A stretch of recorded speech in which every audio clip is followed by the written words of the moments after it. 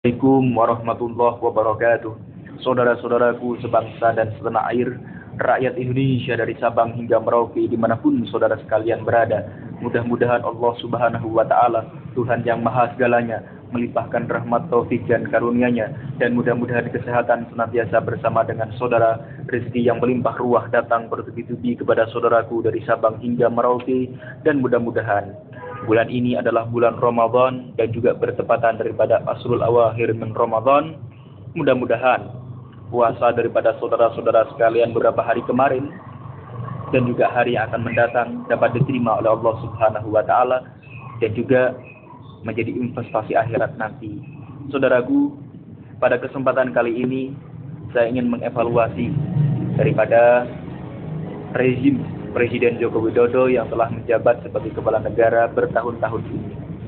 Saya sebagai santri, tentunya Presiden harus menyerap ketika ada seorang santri yang mengkritik daripada kebijakan Presiden Jokowi. Sebagai santri tentu sering mendengarkan argumentasi, referensi, ibarat yang ada di dalam kitab di pesantren. Di sana dikatakan bahwa tasarruful imam ala ra'iyyati manutun bil maslahah.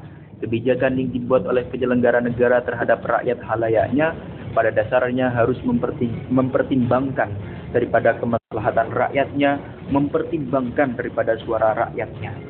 Ketika kebijakan tersebut akan berdampak negatif terhadap rakyatnya, untuk apa dikeluarkan? Begitu pula ketika kebijakan tersebut akan dikeluarkan berdampak positif terhadap rakyatnya, untuk apa diurungkan?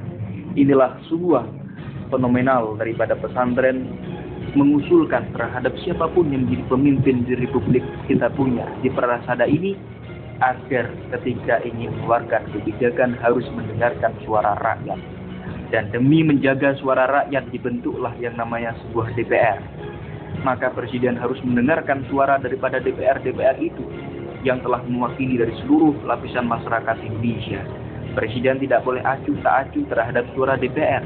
Walaupun DPR tidak banyak dari PDIP, harus mendengarkan pula daripada DPR itu. Saudaraku, dan juga Presiden harus mendengarkan suara daripada Watimpres. Untuk apa dibentuk Watimpres? Begitu pula Presiden harus mendengarkan suara daripada ormas yang ada di Republik Indonesia, terutama ormas Nahdlatul Ulama. Termasuk Nahdlatul Ulama tidak terima atas kebijakan baru lewat Kementerian Mendikbud, Menteri Pendidikan dan Kebudayaan Bapak Effendi, aktivis Muhammadiyah, yang akan mengeluarkan kebijakan full day school yang akan dikeluarkan pada bulan bulan Juli besok. Saya sebagai warga Nahdien tidak terima atas kebijakan tersebut karena akan berbenturan dengan kebijakan-kebijakan yang ada di Nahdlatul Ulama, supervisi dalam menjaga pendidikan warga Nahdien, di mana madrasahlah sebagai andalan daripada warga Nahdien untuk menjaga daripada regenerasi Nahdlatul Ulama. Sedangkan di kampung saya, di desa saya terdapat 2 madrasah, dan saya juga merupakan alumni Madrasah Diniyah Ta'limiyah. Ya, di sana Ruhul Bayan nama madrasahnya. Apabila kemudian full day school ini dipraktekkan, maka madrasah-madrasah ini semuanya akan dirugikan. Dan saya tidak terima untuk itu. Kebijakan yang harus dikeluarkan oleh Jokowi mendengarkan rakyat. Saudaraku sebangsa dan setanah air dimanapun Anda berada, banyak masyarakat menilai bahwa Presiden Joko Widodo ini adalah merakyat. Merakyat bagi saya tidak sempit dalam menilai, tetapi merakyat sangat meluas. Di antara tafsiran daripada merakyat adalah adil terhadap rakyatnya. Merakyat tidak hanya belusukan. Bagi saya belusukan Jokowi itu adalah strategi marketing politik Jokowi untuk menguasai bangsa Indonesia selama 10 tahun. Saudaraku sebangsa dan setanah air dimanapun Anda berada, kalau memang Jokowi orang yang merakyat terhadap rakyat Indonesia, mari kita buktikan. Beberapa bulan kemarin kita melihat bersama-sama di layar televisi kita bahwa terdapat ribuan bahkan jutaan umat Islam berbondong-bondong mengepung DKI Jakarta, di Monas, di RRI, begitu pula di Istiqlal, di depan istana, bahkan itu ribuan datang ke sana memprotes Presiden agar menegakkan namanya sebuah keadilan hukum terhadap Basuki Cahayapurnama. Itu ribuan yang datang. Dan pada waktu itu ribuan yang datang itu meminta kepada kepala negara Presiden Joko Widodo orasi di depan umum, memberikan masukan terhadap rakyat. agar rakyat dapat merasapi dan juga membuat nyaman rakyat tersebut. Tetapi malah Jokowi lari daripada itu. Padahal di depan mata itu jutaan rakyat, ribuan rakyat. Kenapa Jokowi tidak datang? Apakah ini betul-betul merakyat daripada seorang Jokowi? Tidak, saudara-saudara. Saudara sebangsa dan setanah air dimanapun Anda berada. Jokowi, jika Jokowi memang betul-betul adil, ya, betul-betul berimbang dalam kepemerintahan, sekarang saya meminta kepada Presiden agar hentikan kriminalisasi terhadap ulama. Bagi saya, kriminalisasi ulama daripada pemerintah kepada ulama adalah bentuk ketidakpahaman, ketidaktahuan, kegagalpahaman, kebodohan daripada pemerintah atas sejarah Republik Indonesia ini. Perlu diketahui, saudara-saudara sekalian, bangsa Republik Indonesia yang memerdekakan bukan TNI dan Polri. TNI dan Polri masih belum ada. Tetapi memerdekakan bangsa Republik Indonesia adalah dari ulama-ulama dan beberapa di antara laskar-laskar santri yang berada di garda terdepan dengan pemandangan takbir yang menggema. Itu dari santri-santri, bukan daripada TNI. Panglima Bapak kita, Bapak Gatot Nurmantio sendiri mengatakan bahwa yang memerdekakan bangsa Republik Indonesia ini adalah ulama, saudara-saudara. Nah, sekarang kok malah didistorsi sejarah itu dengan mengkriminalisasi daripada ulama. Sangat tenar sekali bahwa Jokowi tidak paham daripada sejarah. Sebagaimana Jokowi tidak paham sejarah daripada kelahiran presiden kita pertama, Presiden Soekarno, yang salah dalam hitungannya. Saudaraku, saudara sebangsa dan setanah air dimanapun Anda berada, saya sebagai rakyat kecil sudah kenyang. Ketidakadilan pemerintah sering saya dengar lewat televisi, lewat media-media yang datang bahwa presiden kita itu tidak adil. Ya, ingat Jokowi, ketika presiden menjadi seorang penyelenggara negara pemerintah harus menjadi memediasi. Hiruk pikuk daripada partainya itu harus dilucuti semua, tidak boleh dibawa. Ya, entah PDIP-nya maupun partai-partai yang berkoalisi, Golkar, Nasdem, Hanura, itu harus dibuang semua. Sehingga kalau sampai presiden tetap membawa daripada baju partainya ketika menjabat sebagai presiden, ketidakadilan nyata di Republik Indonesia ini. Sedangkan lawan-lawan politiknya, ya, itu semua dihembuskan, dicampakkan, dihempaskan. Ini ketidakadilan nyata sekali di Republik kita. Dan presiden, ketika ada rakyat yang mengkritik, harus menerima. Rakyat mengkritik seorang presiden ini demi menjaga presiden, agar presiden menjadi presiden yang berwibawa, mandiri, berdikari. Kritikan rakyat ini bukan bentuk kebencian rakyat terhadap presiden, tetapi cinta rakyat terhadap presiden. Malah justru presiden mengatakan rakyat telah makar terhadap kami, rakyat telah mengancam kami. Ini dari mana? Ini retorika dari mana, saudara-saudara sekalian? Presiden juga harus jangan selalu mencurigai daripada umat Islam, mencurigai daripada ulama-ulama. Umat Islam tidak pernah diajarkan untuk mencurigai kepada siapapun, apalagi seorang daripada presiden dalam hal yang negatif. Tetapi presidenlah, pemerintahlah yang selama ini mengajarkan kepada rakyat-rakyat untuk mencurigai daripada pemerintah. Bagaimana tidak ketika ulama kita, tokoh-tokoh agama kita, membela negara, membela integritas negara, membela keseimbangan, keoptimalan daripada negara dan juga agama, malah justru dianggap, diklaim, divonis sebagai tindakan makar, sebagai penjahat. Ini dari mana retorika ini ditimbulkan presiden? Saudaraku sebangsa dan setanah air dimanapun Anda berada. Bukankah negara ini negara demokrasi? Presiden bukankah selama ini mengatakan negara kita ini negara demokrasi? Bahkan demokrasi di Republik Indonesia ini terbangun dengan baik dan negara kita ini masuk dalam urutan ketiga. Setelah Amerika, India, Amerika, kemudian negara Indonesia berada di urutan ketiga. Demokrasi bukankah dari rakyat, oleh rakyat, untuk rakyat? Berarti rakyatlah yang berkuasa di Republik Indonesia ini.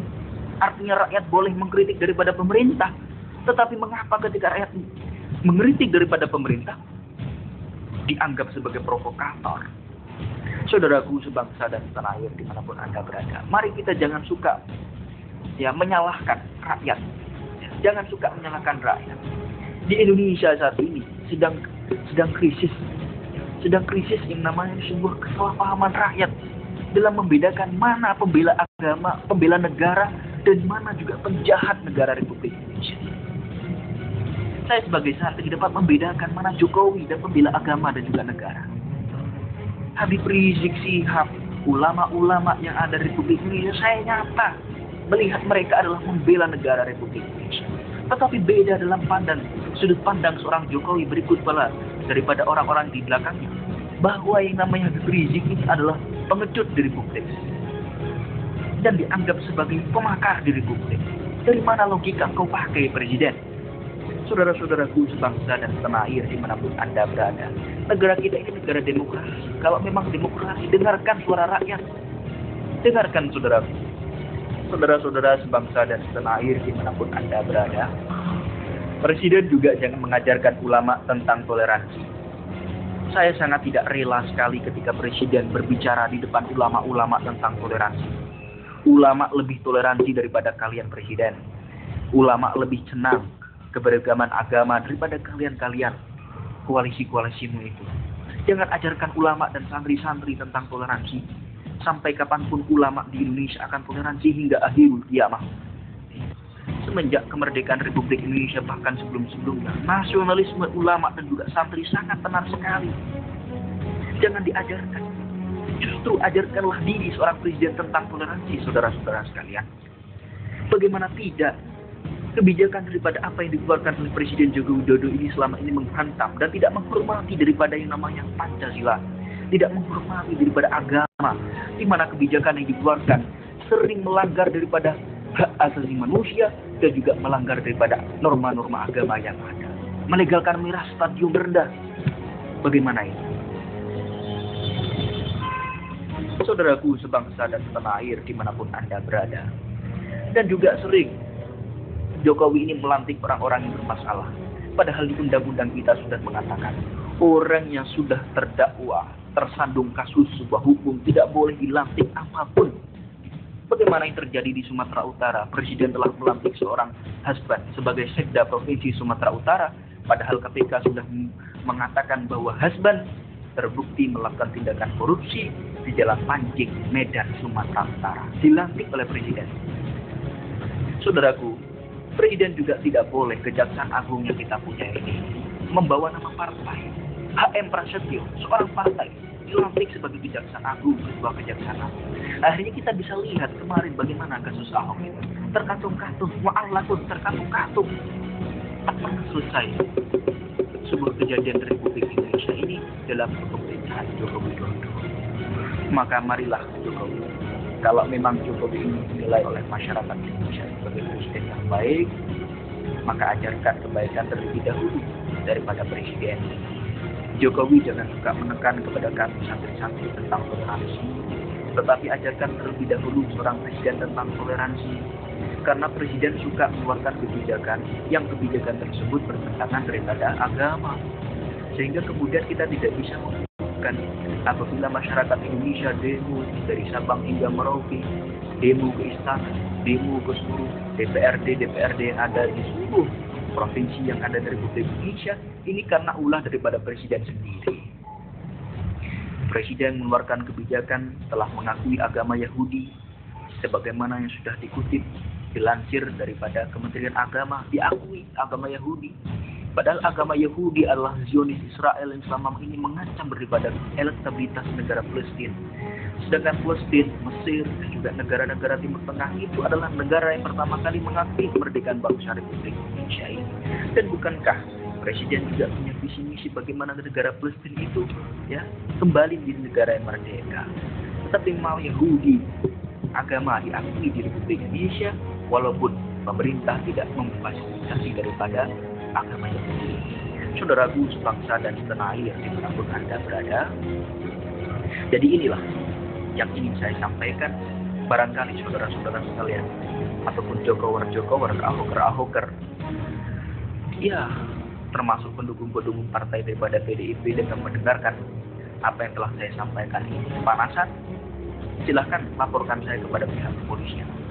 Dengan Anda melaporkan kepada pihak kepolisian, berarti telah Anda memberikan ruang kepada saya untuk membongkar penjahat-penjahat Republik Indonesia ini.